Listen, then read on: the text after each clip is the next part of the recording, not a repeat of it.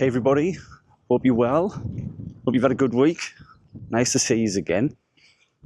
Today I'm back out and about with the trusty and very, very lovely Sony A7.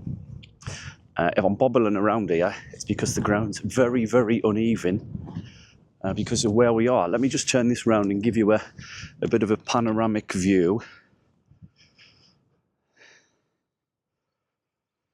So you can see where we are. You can probably hazard a guess from the surroundings. It's quite windy today. I apologise if that's picking up on the mic. You can see again, we've got that beautiful overcast, dull, cold northern weather. Yes, I'm at Hadrian's wall, or part of it, not all of it. I've come to have a look, and it's another site that I shouldn't admit, but I will, never visited. And I know some of you are probably saying, Grae, how could you not have visited these places? You know, you're from the northeast.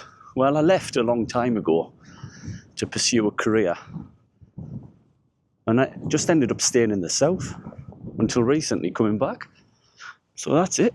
So I've come outside again, so you don't have to. And you're welcome, by the way. It's flipping freezing. Yeah, to have a look. And I can already see as I'm walking up here, it looks... Yeah, it's quite a breathtaking view. To be honest, I'm going to spin it around. I'm going to move over here out the way of some people. I'm not sure about drones today. I haven't seen any no drone signs, but I may have to move right out the way to get some footage. I'm going to spin this round again for you. There you go. You can see part of the old fort there up on the hill, yeah? So that's where we're going to be heading. And checking that out and checking out part of the wall and getting some pictures and just having a kind of a mooch. All right, you stay there, put your feet up in the warm with the heating on, get a brew. In fact, treat yourselves. Have a biscuit with it as well. I'll tackle that and I'll catch you when I'm up there. See you in a bit. So this part that I'm walking around now, which is on the outskirts of the fort, which is up the hill there. These are the foundations of houses and settlements where people lived. And I think it was referred to as the Vicus or the Vicus. The pronunciation might be a bit off there, so apologies. And this is where soldiers' sweethearts and families lived, and where there would have been, oh look, there's a sign. I was just about to say where there would have been a shop and kind of pottery workstations and things like that. And there's another one just here as we're coming up to it, a workshop. Yeah, so yeah, that would have been kind of like used for maybe making pots, plates and things like that. That would have been used by the soldiers that were based there. Now I do know that from my vague kind of history knowledge of it, that this was occupied by around about 800 soldiers of the Roman army from around AD 122, 124-ish. We'll double check that. Some of you are proper history buffins and you'll know more than me. But I know that, I think it was, I can't think of the emperor's name, but I think the year was kind of 193 when he declared that they could marry. So officially, the soldiers could marry from AD 123, but until that point, the families that lived out here and the sweethearts that they had, all kind of on these grounds around here, were unofficial. They were all unofficial families until that point. The emperor's name escapes me. I can't think of it. I want to say Severus, but I might be getting that mixed up with Harry Potter. I don't know, that might be right. We'll check it and we'll come back to that in a second. Anyhow, I'm going to keep walking. I'm going to walk around the outskirts of the fort and get some pictures. And I might try and get the drone up. It's a bit windy but I want to be away from people, and I want to make sure I'm away from any wildlife as well. So if we don't get the drone up today, we'll definitely get it up another day when it's sunny. We'll come back. Hello, it's me again. I was right. It was Severus, Emperor Septimus Severus from AD 194. He was the person who decreed that the soldiers could get married and that they didn't have to have unofficial families. So, yeah. Not as daft as I look, am I? It's not possible, actually. Anyhow, onwards to the fort. Right, so I'm just stood on the outskirts of this. Now, this is part of the fort wall. Now, this point just where I am is 6 foot high, but I don't know how high it would have been over the years. I do know, though, that obviously when the Romans left, that a lot of the stone that was used for these buildings and for the wall and for the watchtowers was then taken by local people, and that stone was recycled and used for construction and building houses and things like that. But yeah, it's massively, massively old, older than me even. And it's impressive that it's still here. Looking at it, I'm not sure if the National Trust or anybody have done any work to it to maintain it, or whether this is as it was. But it's impressive. It's quite impressive to think that all those years ago, that these people were so far ahead in terms of engineering and construction. In my head, I've got that Monty Python scene, you know, oh, bloody Romans. What the Romans ever do from us? But yeah, sanitation, education, economics, engineering, infrastructure. Not much at all, really. Bloody Romans. Yeah, it's good. We're going to keep walking.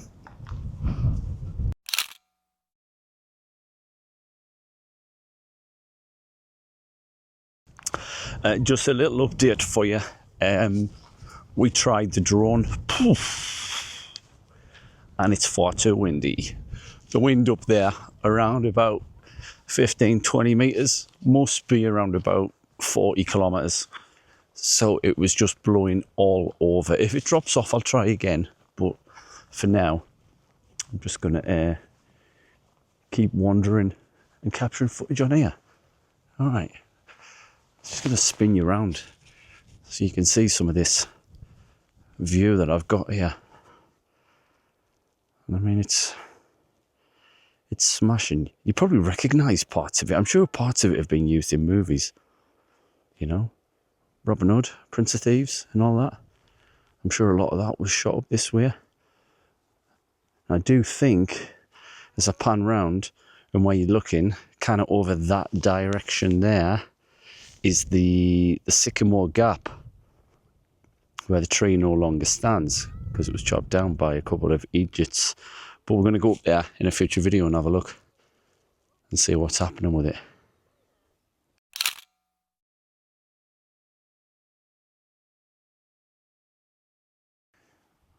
So this gate, where we've just walked down, see this gate here, guys? I'm going to put you on it and I'll read through it so you can see it just there. So this is Knag Burn Gate, a way through Hadrian's Wall, where Roman soldiers controlled access to and from the empire. Hadrian's Wall separated communities, but some people were probably allowed through to visit family, to look after farm animals, and to trade. Roman army patrols also used to travel north of the wall. It's one of very few gateways in Hadrian's Wall, outside of its forts and wild castles. When it was built is not known, but it may have taken over from the north gate at the fort of Housesteads, which was closed because the road leading up to it was steep and dangerous.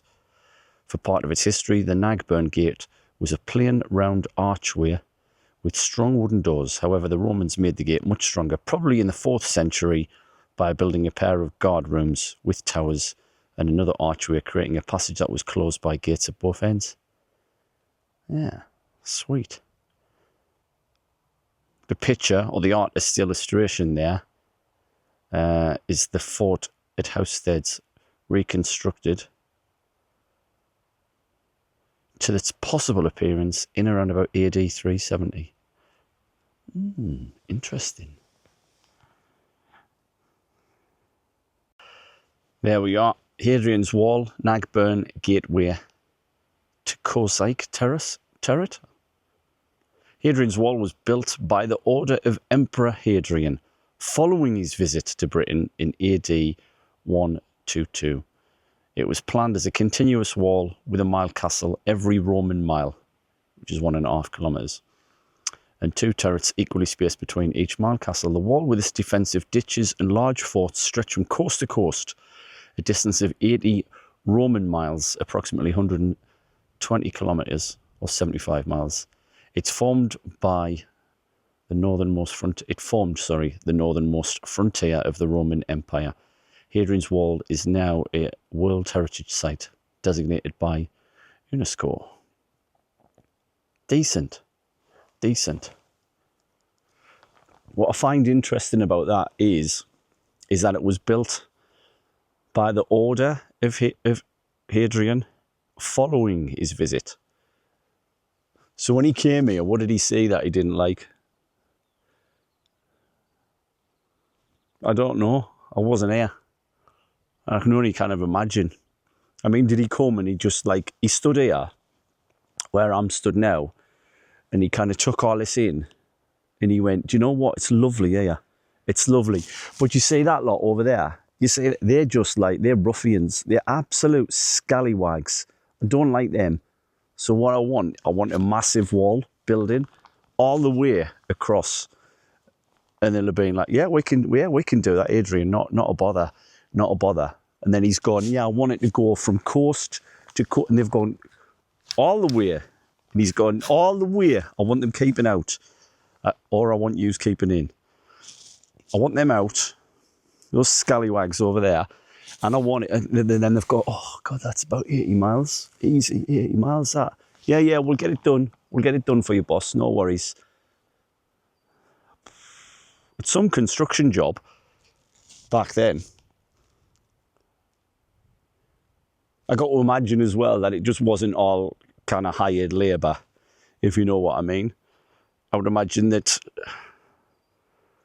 local peasants were probably rounded up and persuaded they were going to work on the construction, and that maybe the Roman army had imported some workers against their will.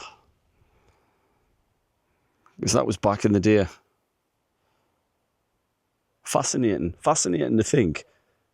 And what they did and what they achieved and what they built. Ahead of its time, really. Ahead of its time. I'm going to keep walking. I think I'm going to head back up that way and back into the fort and kind of have a wander around. So, yeah, hopefully you'll come with me. And you're not too bored already. All right. Let's keep walking up. See you in a bit.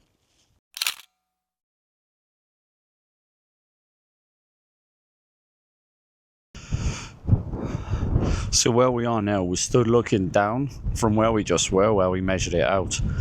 Now, these are, as I found out, these were the houses of soldiers. This was the barracks.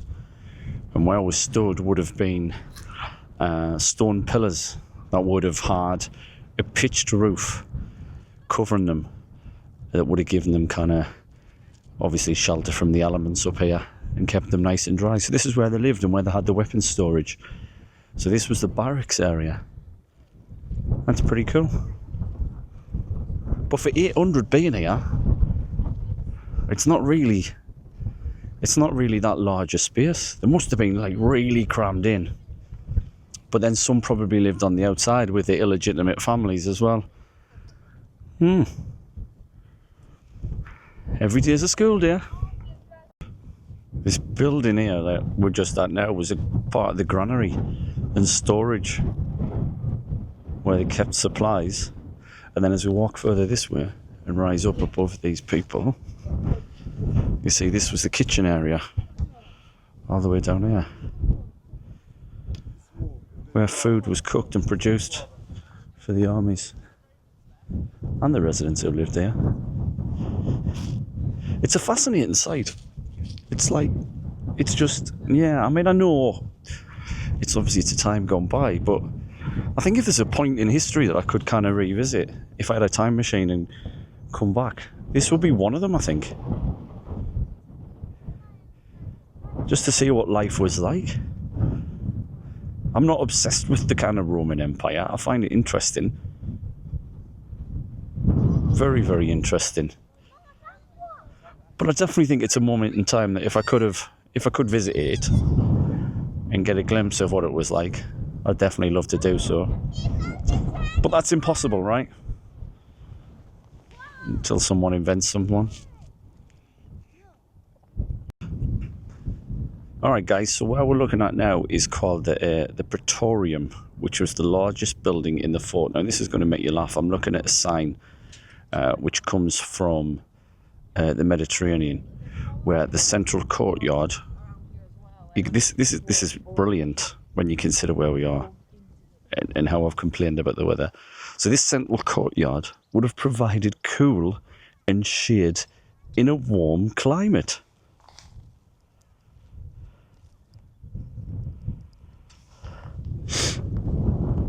Yeah, in a warm climate. Yeah. It says, however, it goes on to say, here at Housesteads, however, it provided protection in bad weather from wind, rain and snow. Yeah.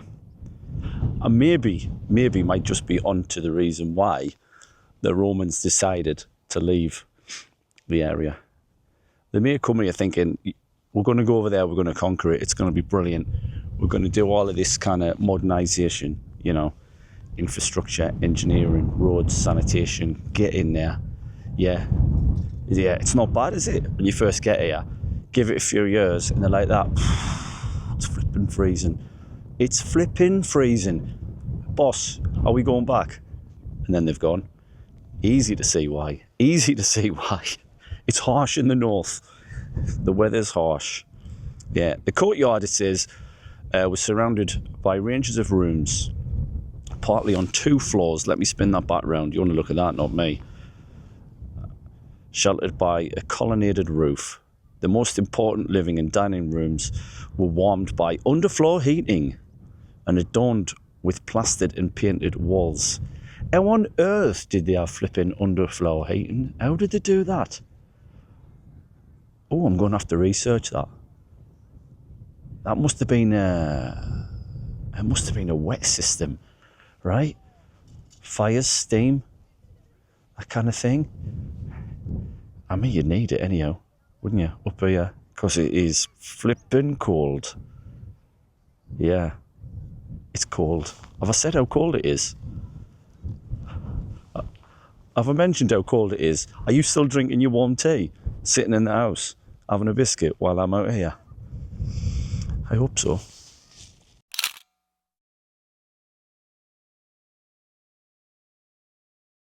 Back down now.